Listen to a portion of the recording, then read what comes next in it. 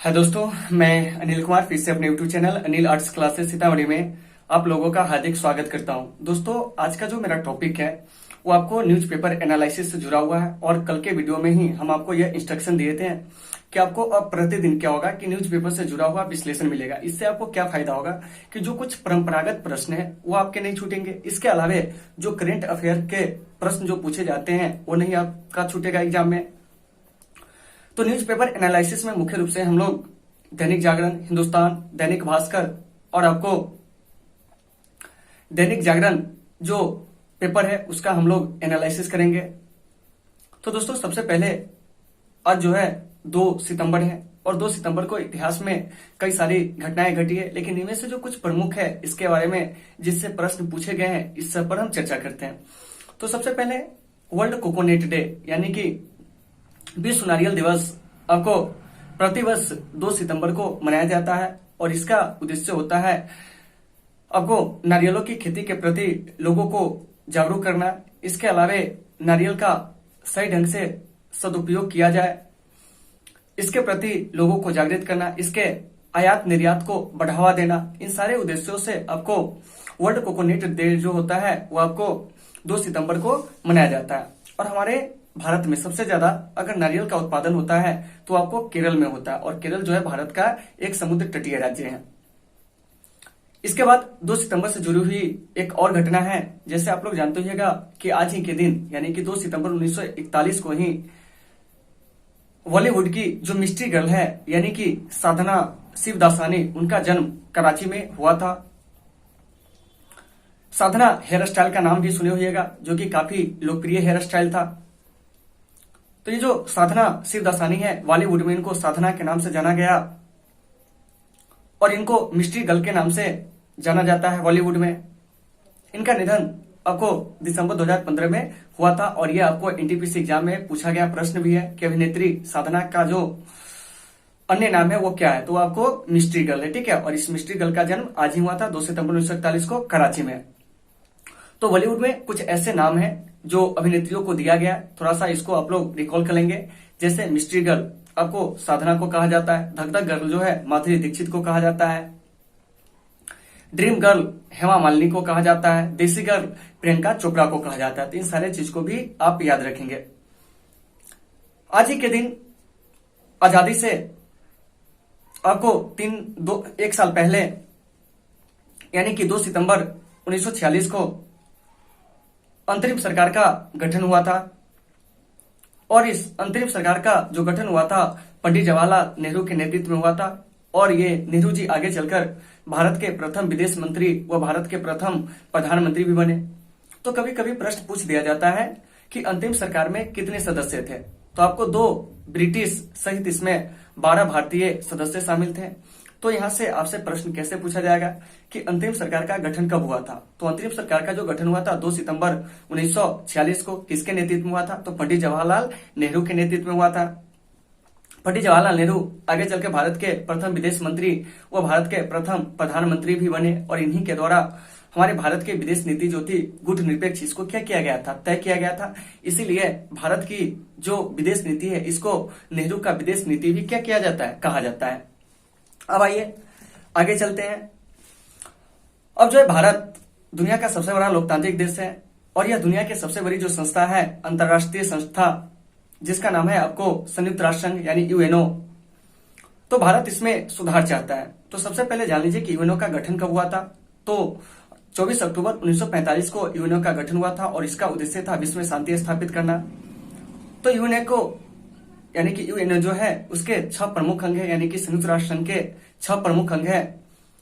उनमें जो सबसे बड़ी अंग है महासभा है, उसके बाद जो नंबर आता है आपको सुरक्षा परिषद का।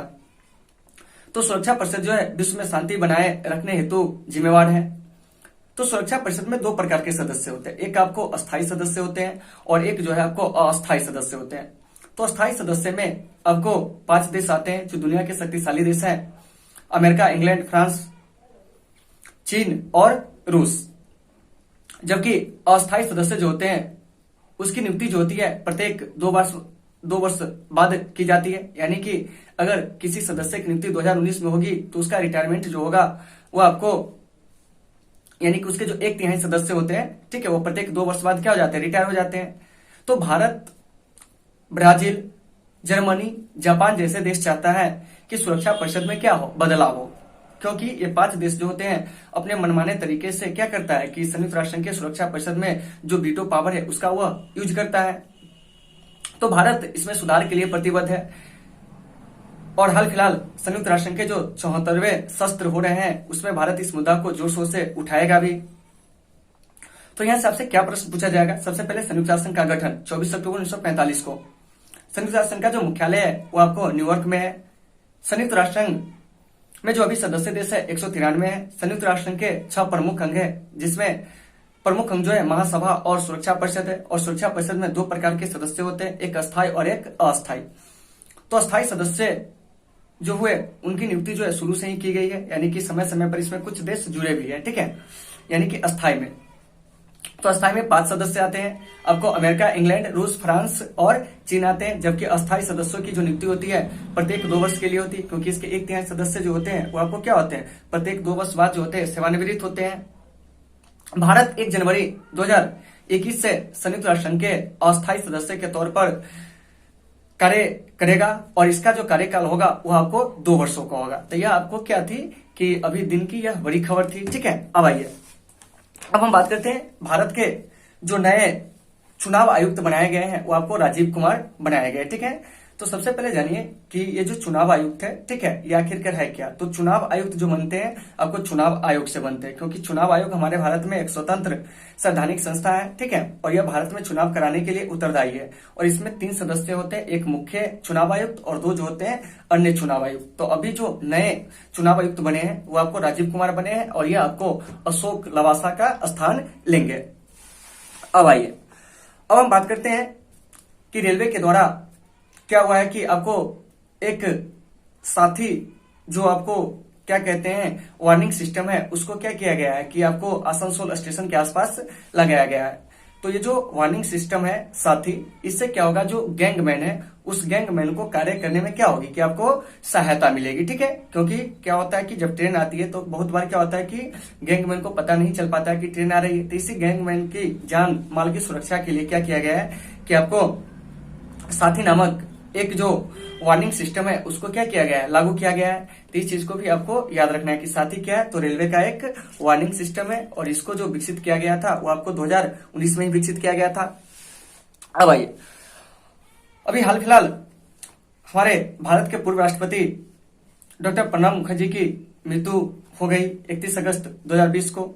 तो इसके बाद इनके अंतिम दर्शन के लिए बहुत सारे लोग हैं, जिनमें आपको प्रधानमंत्री, रक्षा मंत्री राजनाथ सिंह और भी कई सारे गणमान्य लोग थे। लोकसभा अध्यक्ष आपको ओम बिरला, इसके अलावा लोकसभा में जो विपक्ष के नेता थे अधीर रंजन चौधरी, इसके अलावा हमारे तीनों सेनाओं के जो प्रमुख हुए यानी कि राष्ट्रपति Ramnath Kovind, chief of defence staff general Bipin Rawat, इसके अलावा आपको वायुसेना अध्यक्ष RKS भदौरिया, जल सेना अध्यक्ष करमबीर सिंह, इसके अलावा थल सेना अध्यक्ष आपको जनरल मुकुंद मनोज नरवणे। तो ये सारे लोग जो थे वो आपको उनके अंतिम दर्शन किए। तो यहाँ से प्रश्न क्या उठेगा कि अभी आपको हमारे चीफ ऑफ डिफेंस स्टाफ कौन है, जनरल बिपिन रावत, ठीक है, इसको आपको याद रखना है। इसके अलावा वायुसेना के अध्यक्ष कौन है, तो RKS भदौरिया। थल सेना अध्यक्ष कौन है, तो MM नरवणे। इसके अलावा आपको जल सेना अध्यक्ष कौन है, तो जल सेना जो अभी अध्यक्ष है वो आपको करमबीर सिंह है। इसके अलावा लोकसभा में अभी विपक्ष के नेता कौन है, अधीर रंजन चौधरी है। लोकसभा अध्यक्ष कौन है, ओम बिरला है, ठीक है। तो इन सारे चीजों को आपको याद रखना है। अब चलिए आगे चलते हैं। तो अगला जो आज का विश्लेषण मेरा होगा इसमें क्या होगा, थोड़ा सा इसको ध्यान देना है, ठीक है। तो देखिए बिहार में क्या हो रहा है कि आपको विधानसभा चुनाव जो है अक्टूबर-नवंबर में होने हैं, ठीक है। तो ये जो विधानसभा का चुनाव होता है यह आपको प्रत्येक 5 वर्ष पर होते हैं, ठीक है। तो बिहार विधानसभा में क्या होता है कि मुख्य रूप से अभी जो है आपको 2 गठबंधनों का बोलबाला होता है। एक जो है आपको NDA जो कि भारतीय जनता पार्टी के नेतृत्व में बनती है और इसमें मुख्य रूप से आपको भारतीय जनता पार्टी और आपको जदयू शामिल होते हैं। वहीं आपको एक तरफ महागठबंधन बनती है जिसमें आपको राजद हो गया यानी राष्ट्रीय जनता दल, इसके अलावा आपको कांग्रेस हो गया, ठीक है। तो ऐसे दल इसमें क्या होते हैं, शामिल होते हैं। अब आइए, अब हम बात करते हैं कि बिहार में विधानसभा की कुल कितनी सीटें हैं। तो बिहार में विधानसभा की कुल सीटें जो है 243 है। तो जब विधानसभा की सीट आ गई तो विधान परिषद का भी सीट जान लीजिए। तो बिहार में विधान परिषद का जो सीट है वो आपको 75 है। इसके अलावा लोकसभा की जो सीट है वो आपको 40 है और राज्यसभा की जो सीट है वो आपको 16 है। तो एक चीज को याद रखिएगा, ठीक है, क्योंकि ये सब पूछे जाते हैं कि बिहार में विधानसभा की सीटें जो है वो कितनी है। तो वो आपको 243 विधान परिषद का, 75 लोकसभा का, 40 और राज्यसभा का जो है वो आपको 16 है। हाल फिलहाल फीफा के अध्यक्ष के बारे में चर्चा आज के पेपर में की गई थी, यानी कि फीफा के पूर्व अध्यक्ष के बारे में जो कि सेप ब्लाटर थे। लेकिन अभी जो फीफा के अध्यक्ष है वो आपको गियानी इन्फेंटिनो है, ठीक है, जो कि आपको जर्मनी के हैं। ये जो फीफा है दुनिया में फुटबॉल को नियंत्रित करने वाली संस्था है और इस फीफा का गठन जो हुआ था 1904 में और इस फीफा का मुख्यालय जो है वो आपको ज्यूरिख में है। तो फीफा से जुड़ा हुआ कुछ चीज जान लीजिए। जैसे 2018 में फीफा का वर्ल्ड कप जो हुआ था रूस में और इसको जीतने वाली जो टीम थी वो आपको फ्रांस थी और फ्रांस ने क्रोएशिया को हराकर क्या किया था कि आपको अपना दूसरा जो विश्व खिताब था फीफा का वह जीता हुआ था। 2022 में फीफा का वर्ल्ड कप जो होगा वो आपको कतर में होगा। वहीं 2026 में फीफा वर्ल्ड कप जो होगा आपको अमेरिका, कनाडा और मेक्सिको में संयुक्त रूप से होगा। इस चीज को याद रखिएगा। 2018 में फीफा वर्ल्ड कप कहां हुआ, तो वो आपको रूस में हुआ, ठीक है। 2022 में कहां होगा, कतर में होगा। 2026 में कहां होगा, तो वह आपको अमेरिका, कनाडा और मेक्सिको में, यानी कि जो नाफ्टा के सदस्य देश है उसमें क्या होगा कि आपको फीफा का वर्ल्ड कप 2026 में आयोजित किए जाएंगे। दूसरी बात, आपको खेल से ही जुड़ा हुआ है। जैसे यूएस ओपन जो है वो आपको स्टार्ट हो गया, तो यूएस ओपन के बारे में कल ही कुछ बताए थे। कब आइए, आज के पेपर में एक चीज चर्चा किया गया था कि आईपीएल में सबसे ज्यादा विकेट लेने वाले खिलाड़ी कौन थे।